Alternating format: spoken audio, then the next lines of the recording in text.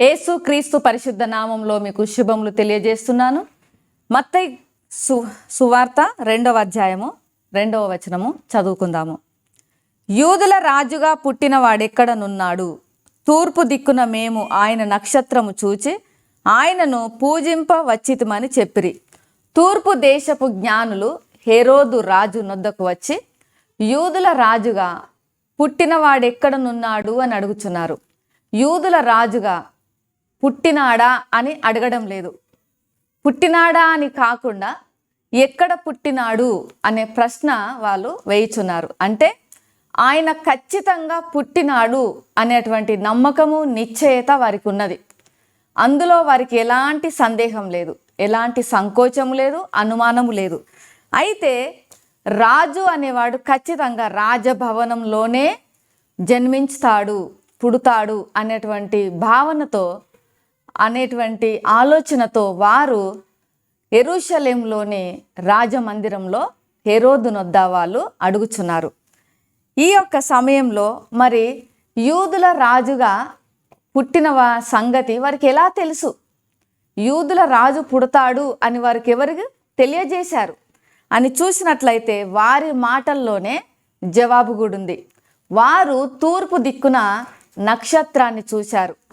నక్షత్రాన్ని చూసినప్పుడు ఖచ్చితంగా ఒక మహానుభావుడు లేదా ఒక గొప్ప రాజు పుడతాడు అనేది వాళ్ళు నమ్మినారు. జ్ఞానులు తూర్పు దిక్కున నక్షత్రం చూశారు అంటే వారు ఖచ్చితంగా తమ దేశంలోనే చూసినారు. అంటే వారు తూర్పు దేశానికి చెందిన జ్ఞానులుగా ఉన్నారు, పర్షియా దేశానికి చెందిన జ్ఞానులుగా ఉన్నారు. అయితే యూదుల రాజును తెలియజేసే నక్షత్రము, దాని గురించినటువంటి వివరాలు మత్తయి సువార్తికుడు ఇక్కడ ప్రస్తావన చేయలేదు.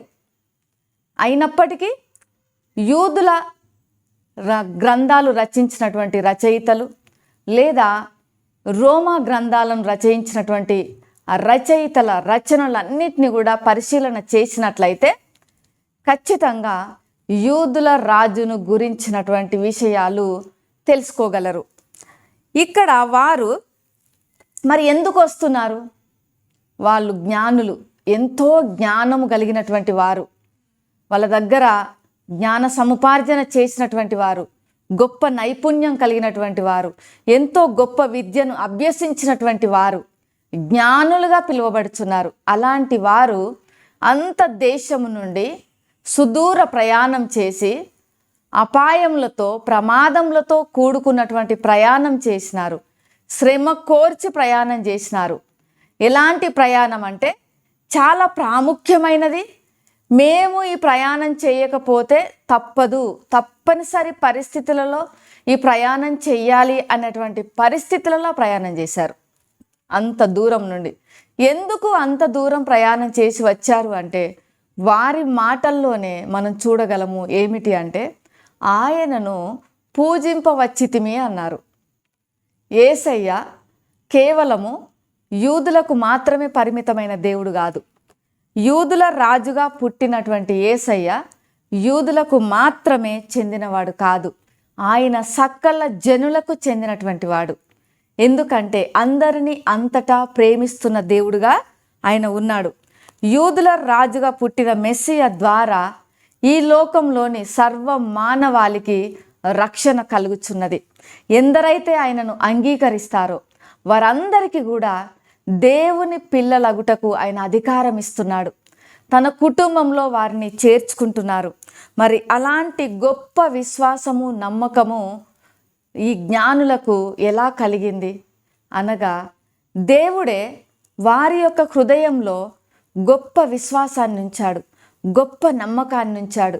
అందుకే ఆయనను పూజించడానికి అంత దూర ప్రయాణం చేసి వారు వచ్చినారు. అంటే యేసయ్య ఆరాధనకు అర్హుడుగా ఉన్నాడు, స్తుతులకు ఆయన పాత్రుడుగా ఉన్నాడు, స్తోత్రములు చెల్లించుటకు ఆయన కీర్తనీయుడుగా ఉన్నాడు. ఈ విషయాన్ని వాళ్ళు గ్రహించారు.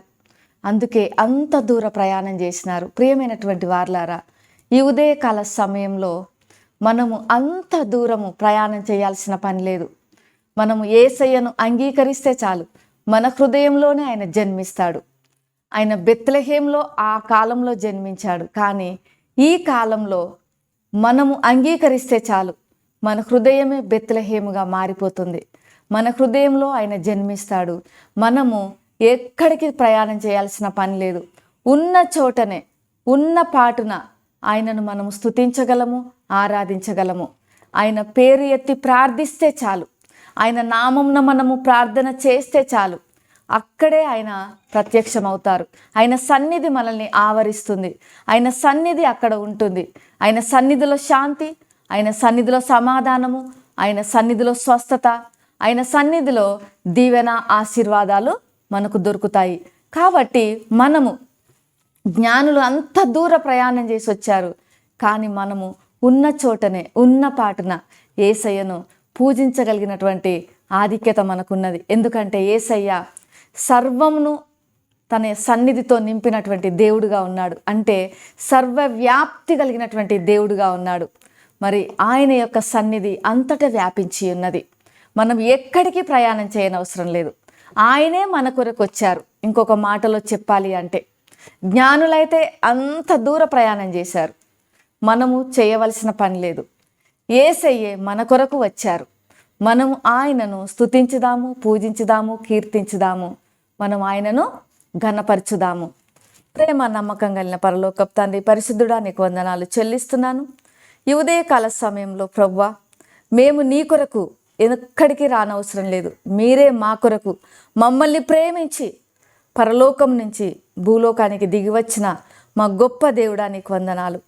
మీరు అంత గొప్ప మరి త్యాగమును మా కొరకు మీరు చేసి ఉన్నారు. మేము మీకేమి చెల్లించగలము?